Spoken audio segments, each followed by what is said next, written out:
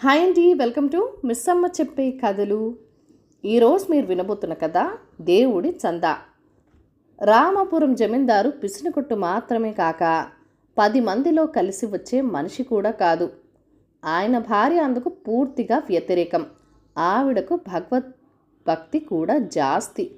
ఒకసారి ఊళ్ళో వాళ్ళు రామాలయాన్ని అభివృద్ధి చేయటానికి, శ్రీరామనవమి ఉత్సవాలు పెద్ద ఎత్తున జరపటానికి చందాలు పోగు చేయాలని నిర్ణయించారు. అందుచేత ఆలయ ధర్మకర్తలు ముందుగా జమీందారు గారి ఇంటికి వెళ్ళారు. జమీందారు చందా ఇస్తాడని వాళ్ళకి నమ్మకం లేకపోయినా, దేవుడు కార్యం గనక జమీందారు గారి భార్య ఆయన చేత ఇప్పిస్తుందని వాళ్ళు ఆశపడ్డారు. వాళ్ళు చందా అడగగానే జమీందారు కుండ పగలేనట్టు ఇయ్యనని చెప్పకుండా, చందాకేం భాగ్యం, అందరి దగ్గర వసూలు చేసి చివరికి నా దగ్గరికి రండి అన్నాడు. తమరు ముందు ఇచ్చారంటే ఇంక ఎవరు అడ్డు చెప్పరు, అందుచేత తమరి చేత మొదట వేయించాలని ఆశతో వచ్చాం అన్నారు కార్యకర్తలు. జమీందారు ఇరుకున పడి, సరే నా చందా 1000 రూపాయలు రాసుకోండి, అయితే ఇది ఇప్పుడు ఇయ్యటం పడదు అన్నాడు. అలాగే బాబు, తమరి మాట చాలు. సాయంత్రం తమరు ఒకసారి రచ్చబండ వద్దకు రావాలి. అక్కడ అందరినీ సమావేశపరిచి చందాల విషయం చర్చించాలనుకుంటున్నాం. తమరు 1000 రూపాయలు ఇచ్చినట్టు అందరి సమక్షంలో చెప్తాం, ఆ తర్వాత ఎవరు కాదనరు అన్నారు కార్యకర్తలు. జమీందారు సంతోషంగా ఒప్పుకున్నాడు. వాళ్ల మాటలను బట్టి తాను నిజంగా డబ్బు ఇవ్వనవసరం ఉండదని ఆయనకు తోచింది. తర్వాత కార్యకర్తలు జమీందారు గారి భార్యను కలిసి సంగతి చెప్పారు. తన భర్త మాట్లాడేవాడు కానీ చేతలవాడు కాదని ఆమెకు తెలుసు. అందుచేత ఆమె వాళ్లతో, ఆ 1000 రూపాయలు నేను ఇస్తాను, మీరు మళ్ళీ ఆయనను అడగకండి అన్నది. అమ్మా, మీ సంగతి మాకు తెలీదా, కానీ బాబుగారు అందరి సమక్షంలోనూ డబ్బు ఇస్తే తప్ప మిగిలిన వాళ్ళు చందాలు చురుకుగా రావు, అందుకే వారిని రచ్చబండ దగ్గరకు రమ్మన్నాం అన్నారు కార్యకర్తలు. ఆమె కొంచెం ఆలోచించి, సరే సాయంత్రం రచ్చబండ వద్ద వారే స్వయంగా 1000 రూపాయలు మీకు ఇచ్చేటట్టు చూస్తాను, వెళ్ళి రండి అన్నదామె. వారికి ఒక పథకం చెప్పి ఆ సాయంకాలం రచ్చబండ వద్ద జమీందారు గారి అధ్యక్షతన సమావేశం జరిగింది. జమీందారు గారు 1000 రూపాయల చందా ఇవ్వటానికి అంగీకరించినట్టు సభాముఖంగా కార్యకర్తలు ప్రకటించి జమీందారుతో, ఈ కార్యక్రమం ప్రథమంగా తమ చందాతో ప్రారంభించండి అన్నారు. అంతమందిలో వాళ్లను తను చందా ఇవ్వమని అడుగుతారని జమీందారు ఊహించక కొంచెం కంగారు పడి, సరే ఇంటికి వచ్చి తీసుకువెళ్ళండి అన్నాడు బింకంగా. దానికేమండి, తమ చేతి మీదుగా జేబులో ఉన్నంత వేసి చందాలకు బోణి చేయండి, తమరు ఇవ్వాలనుకున్న మిగతాది తీరికగా ఇవ్వచ్చు అన్నారు కార్యకర్తలు. తన జేబులో 10 రూపాయలు మించి ఉండవని జమీందారుకి తెలుసు.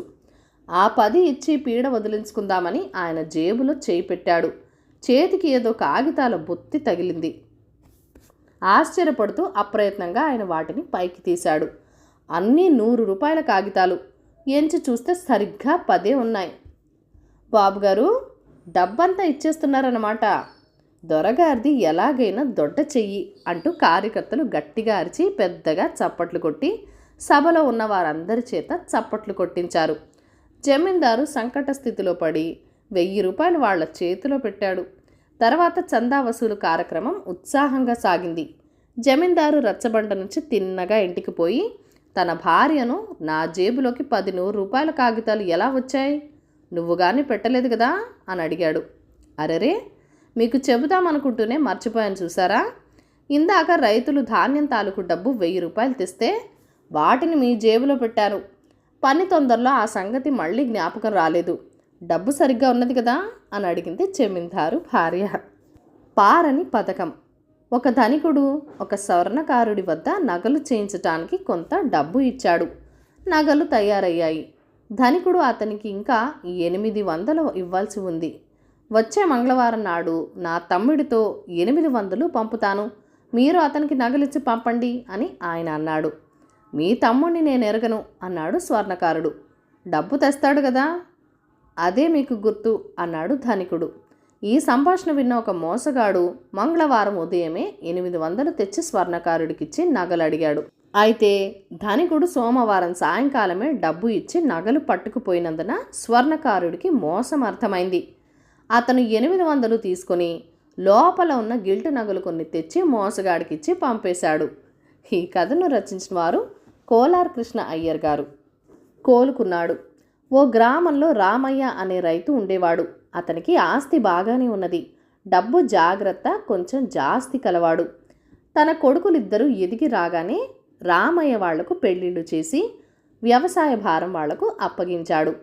రామయ్యను చూస్తే కోడళ్ళు ఇద్దరికీ గిట్టలేదు. ఎందుకంటే వాళ్ళు ఖర్చు చేసే ప్రతి పైసాకు గీసి గీసి లెక్కలు అడిగేవాడు. ఓసారి రామయ్యకు సుస్థి చేసింది. కొడుకులు వైద్యుని పిలుస్తామంటే ఆయన ఒప్పుకోక అదే పోతుందన్నాడు. కానీ రోగం ముదిరి రామయ్యకు నోరు పడిపోయింది. అప్పుడు కూడా కొడుకులు వైద్యుని తెస్తామంటే వద్దని సైగ చేశాడు. ఇప్పుడు రామయ్య కోడళ్లకు మామగారి ఆరడి తప్పిపోయి స్వేచ్ఛ వచ్చింది. వాళ్ళు ప్రోద్బలం వల్ల అన్నదమ్ములిద్దరూ భాగాలు పంచుకున్నారు.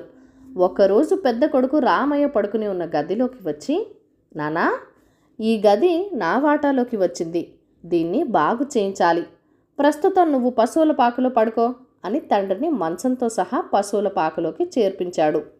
అటు తర్వాత రామయ్యకు జీవితం దుర్భరమైంది.